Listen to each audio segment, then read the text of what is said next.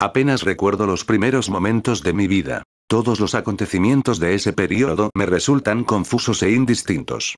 Una extraña multitud de sensaciones se apoderó de mí. Veía, tocaba, oía y olía al mismo tiempo. Y, ciertamente, tardé mucho en aprender a diferenciar las funciones de mis distintos sentidos. Recuerdo que una luz me iba oprimiendo cada vez más los nervios, hasta que me vi obligado a cerrar los ojos. Entonces me envolvió la oscuridad, y eso me turbó. Pero apenas había experimentado esto cuando abrí los ojos, como ahora deduzco, y la luz me inundó otra vez. Creo que caminé y descendí. Pero poco después percibí un gran cambio en mis sensaciones. Antes, me habían rodeado cuerpos oscuros y opacos, insensibles al tacto y la vista. Pero ahora descubrí que podía moverme con libertad, sin que hubiese obstáculos que no pudiese superar o evitar. La luz se hizo cada vez más opresiva. Y como el calor me fatigaba al caminar, busqué un sitio en sombra donde poder cobijarme. Lo encontré en el bosque próximo a Ingolstadt. Me tumbé junto a un arroyo para descansar, hasta que me sentí acuciado por el hambre y la sed. Esto me despertó del estado casi letárgico en que estaba, y comí algunas bayas que colgaban de los árboles o yacían en el suelo.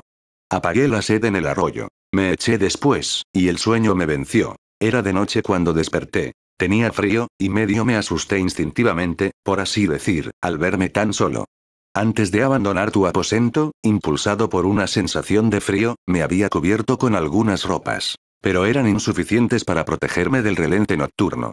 Era una pobre criatura desamparada, miserable, desdichada. No sabía ni podía distinguir nada. Pero un sentimiento de dolor me invadió por completo. Me senté y me eché a llorar. Al poco tiempo, una tenue luz iluminó el cielo y me produjo una sensación placentera.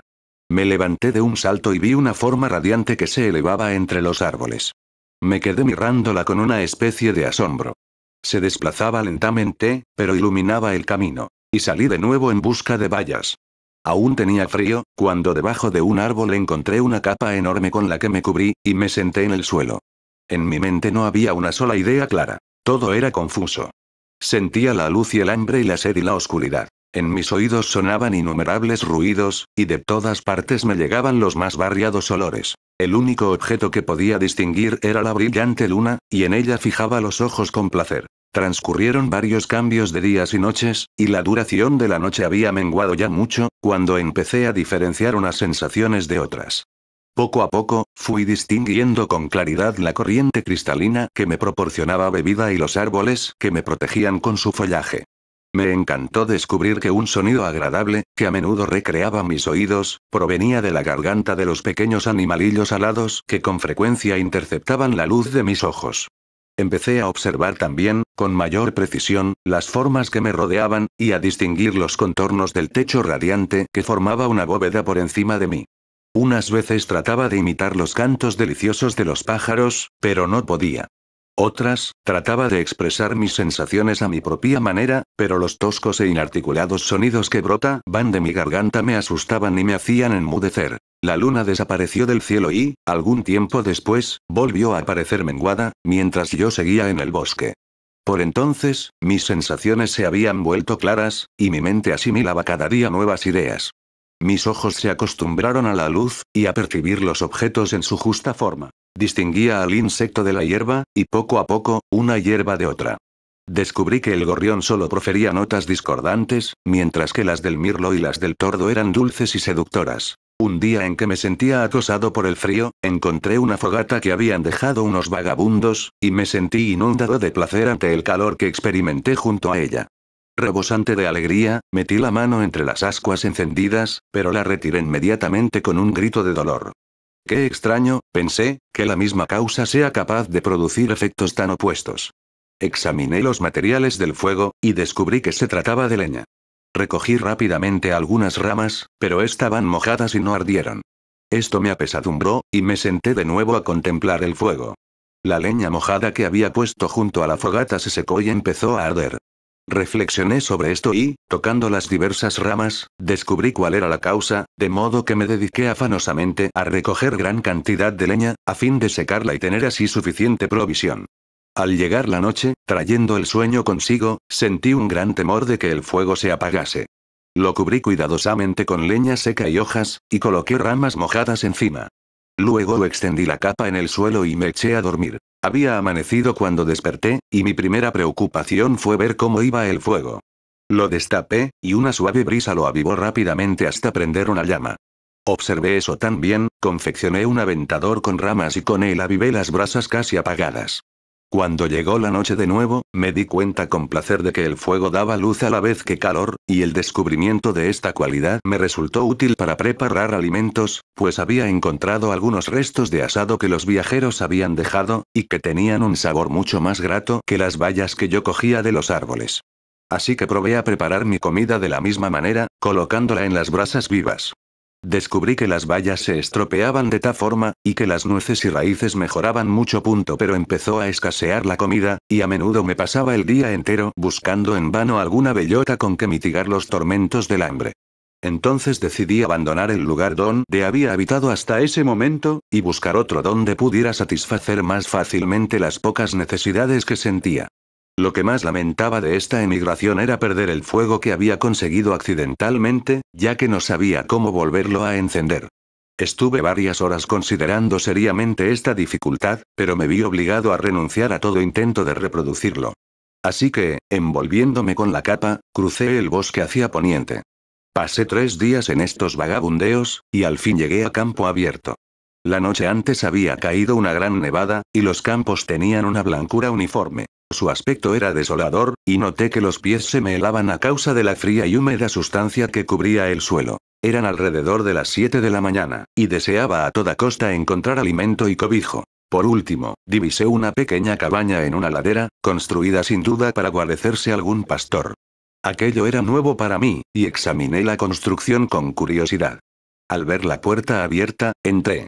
Había un hombre viejo sentado cerca del fuego, donde se preparaba el desayuno. Al oír el ruido se volvió, y, al verme, profirió un alarido, abandonó la choza y echó a correr por los campos a una velocidad increíble para su cuerpo debilitado. Su aspecto, muy distinto a los seres que había visto hasta entonces, y su huida me dejaron un poco sorprendido. Pero me encantó la choza. Aquí no podían penetrar la nieve y la lluvia. El suelo estaba seco. Y me pareció un refugio tan exquisito y divino como el pandemonio a los diablos del infierno. Después de los sufrimientos en el lago de fuego devoré con avidez los restos del desayuno del pastor, consistentes en pan, queso, leche y vino. Este último, sin embargo, no me gustó. Luego, vencido por el cansancio, me tumbé en un montón de paja y me quedé dormido. Era mediodía cuando desperté, y animado por el calor del sol, que brillaba radiante en la blancura del suelo nevado, decidí reanudar mi camino. Me guardé las sobras del desayuno del pastor en un zurrón que había encontrado, y seguí recorriendo los campos durante horas, hasta el atardecer, en que llegué a un pueblo. ¡Qué milagro me pareció! Las cabañas, las casitas de campo, más cuidadas, y los edificios imponentes, provocaron sucesivamente mi admiración. Las hortalizas de los huertos, y la leche y el queso colocados en las ventanas de algunas casas, me despertaron el apetito. Entré en una de las mejores. Pero apenas puse los pies en el umbral, los niños empezaron a chillar, y una de las mujeres se desmayó. Todo el pueblo se alarmó, unos huyeron, otros me atacaron. Hasta que, gravemente magullado por las piedras y muchas otras clases de proyectiles, escapé a campo abierto y me refugié asustado en un bajo cobertizo, completamente vacío y de aspecto miserable, después de los palacios que había visto en el pueblo. Este cobertizo estaba adosado a una casita cuidada y de aspecto agradable. Pero tras la última experiencia que tan cara me había costado, no me atreví a entrar. El lugar de mi refugio estaba hecho de troncos. Y era tan bajo que a duras penas podía permanecer de pie en su interior. No tenía tabla alguna que formase el piso, si bien tenía el suelo seco. Y aunque el viento entraba por innumerables grietas, descubrí que constituía un abrigo confortable contra la nieve y la lluvia. Así que me escondí en él, y me tumbé en el suelo, feliz de haber encontrado un refugio, aunque miserable, contra las inclemencias del tiempo, y más aún contra la barbarie del hombre. Tan pronto como clareó el día, salí a gatas de mi perrera, a fin de echar una ojeada a la casa adyacente y averiguar si podía quedarme en este escondite que había encontrado. Estaba adosado a la parte posterior de la casa y rodeado por una pocilga y una charca de agua clara. Uno de los lados tenía una abertura, que era por donde había entrado. Procedí a cubrir todas las grietas por las que podía ser visto con piedras y ramas, aunque de modo que pudiera quitarlas para salir. Toda la luz que me llegaba entraba por el lado de la pocilga, pero era suficiente para mí. Después de arreglar de este modo mi morada, y alfombrarla con paja limpia, me oculté, pues vi la figura de un hombre a cierta distancia, y recordaba demasiado bien el trato que había recibido la noche anterior como para confiar en él. Afortunadamente tenía comida para ese día, pues había robado de la cabaña una hogaza de tosco pan y un tazón con que poder beber, más conveniente que la mano, del agua pura que discurría junto a mi escondite. El suelo estaba un poco levantado, de modo que se encontraba perfectamente seco, y debido a la proximidad de la chimenea de la casa, estaba moderadamente caliente. Provisto de este modo, resolví quedarme en dicho cobertizo hasta tanto no ocurriera algo que me hiciera cambiar de parecer. En verdad se trataba de un paraíso si lo comparaba con el desolado bosque, mi primera residencia, con las ramas goteantes de lluvia y la tierra húmeda. Desayuné con apetito, y estaba a punto de quitar una tabla para salir en busca de un poco de agua, cuando oí pasos, y, al mirar a través de una pequeña rendija, vi a una joven criatura con un cubo en la cabeza, que cruzaba por delante del cobertizo. Era una muchacha de aspecto dulce, muy distinta de cuantas había visto hasta entonces entre las campesinas y criadas de las granjas.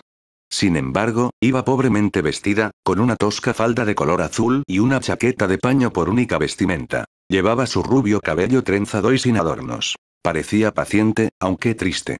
Desapareció de mi vista y, como un cuarto de hora después, regresó con el cubo, que ahora estaba medio lleno de leche.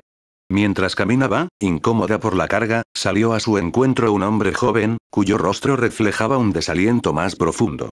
Después de decirle unas palabras con un tono lleno de melancolía, le cogió el cubo de la cabeza y lo llevó él mismo a la casa. La niña le siguió detrás, y ambos desaparecieron de mi vista. Poco después vi otra vez al joven cruzar el campo por detrás de la casa, con algunas herramientas en la mano. La niña andaba ocupada también, unas veces en la casa y otras en el exterior. Al examinar mi morada descubrí que en otro tiempo una de que las ventanas de la casa se abría a lo ahora era el interior del cobertizo. Pero su hueco había sido cegado con tablas. En una de ellas había una rendija pequeña y casi imperceptible. A través de esta grieta se veía una habitación limpia y encalada, casi desprovista de muebles. En un rincón, cerca de una pequeña chimenea, estaba sentado un anciano, con la cabeza apoyada entre las manos, en actitud desconsolada. La niña estaba ordenando la casa. Al poco sacó algo de un cajón, se lo quedó entre sus manos y se sentó junto al anciano, el cual, tomando un instrumento, comenzó a tocar y producir unos sonidos más dulces que la voz de los tordos y los ruiseñores. Era una escena encantadora incluso para mí, pobre desdichado. Que jamás había visto nada tan hermoso. El cabello plateado y el semblante benévolo del viejo campesino me inspiraron respeto, mientras que los dulces modales de la niña despertaron mi amor. El viejo tocaba una tonada dulce y triste que, según descubrí, arrancaba lágrimas de los ojos de su dulce compañera, cosa de la que el viejo no se dio cuenta, hasta que ella sollozó de manera audible. Entonces él pronunció unos cuantos sonidos, y la rubia criatura, dejando la labor, se arrodilló a sus pies. Él la levantó y sonrió con tal ternura y afecto que yo mismo experimenté una emoción extraña e irresistible. Era una mezcla de dolor y de placer, tal como no me habían hecho sentir jamás ni el hambre y el frío, ni el calor y el alimento. Incapaz de soportar aquellas emociones, me retiré de la ventana. Poco después regresó el joven, llevando al hombro una carga de leña. La niña salió a la puerta a recibirle, le ayudó a descargar la leña y, tras coger una y entrarlo en la casa, lo echó al fuego. Luego ella y el joven se retiraron a un rincón de la casa, y él le enseñó una gran hogaza y un trozo de queso. Ella pareció alegrarse y salió al huerto a coger unas cuantas raíces y plantas, las metió en el agua y luego las puso al fuego. Después volvió a coger su labor, mientras el joven salió al huerto y se dedicó afanosamente a cavar y extraer raíces. Después de trabajar de este modo alrededor de una hora, la joven fue a buscarle, y entraron juntos en la casa. El viejo, entretanto, había permanecido pensativo. Pero al aparecer sus compañeros adoptó un aire más alegre, y se sentó porrón a comer. Terminaron enseguida. La joven se dedicó otra vez a ordenar. El anciano salió a pasear unos minutos al sol delante de la casa, apoyado en el brazo del joven. Nada podría superar en belleza el contraste entre estos dos seres maravillosos. Uno era viejo, tenía los cabellos plateados y un semblante que resplandecía de benevolencia y amor. El más joven era de delgada y graciosa figura, y su rostro estaba modelado con la más bella simetría, sus ojos y su actitud expresaban una profunda tristeza y desaliento. Luego el anciano regresó a la casa, y el joven, con herramientas distintas a las que había empleado por la mañana, se encaminó al otro lado de los campos. La noche cerró rápidamente, pero para mi mayor asombro, vi que los campesinos tenían un medio de prolongar la luz mediante el uso de velas, y fue una alegría descubrir que la puesta de sol no puso fin al placer que yo experimentaba observando a mis vecinos humanos. Por la noche, la niña y su compañero se entregaron a diversas ocupaciones que yo no entendí. Y el anciano cogió nuevamente el instrumento que producía los diversos sonidos que me habían encantado por la mañana. Tan pronto como hubo terminado, empezó el joven, no a tocar, sino a emitir sonidos monótonos, que no tenían la armonía del instrumento del anciano ni los cantos de los pájaros. Luego supe que leía en voz alta, pero entonces no sabía nada de la ciencia de las palabras y las letras. La familia, tras ocuparse en esto durante breve rato, apagó las luces y se retiró, supuse que a descansar.